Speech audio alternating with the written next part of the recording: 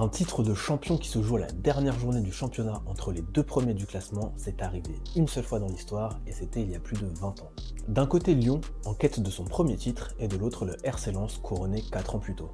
L'équation est la suivante, les Lensois se déplacent avec un point d'avance à Lyon, ce qui signifie qu'un match nul leur suffirait pour devenir champion, tandis que pour Lyon, seule la victoire est possible. Dirigés par Joël Muller, les Lensois sont leaders durant 28 journées de championnat, mais les Lyonnais de Jacques Santini restent en embuscade jusqu'à ce fameux 4 mai 2002. Dans un stade de Gerland plein à craquer, les Lyonnais démarrent fort. Sidney Govou ouvre la marque tout en puissance dès la 8e minute, suivi par Philippe Violo 6 minutes plus tard. 2-0 pour Lyon, c'est un départ idéal. Mais Lens réagit vite. À la 26e minute, Jacek Bach, ancien de la maison lyonnaise, réduit le score. Alors que l'on pense que le suspense est totalement relancé, Lyon reprend le contrôle dès le retour des vestiaires. À la 53e minute, Pierre Lègle inscrit le 3e but lyonnais, scellant ainsi définitivement le score de la rencontre. Ce match restera gravé dans l'histoire des deux clubs.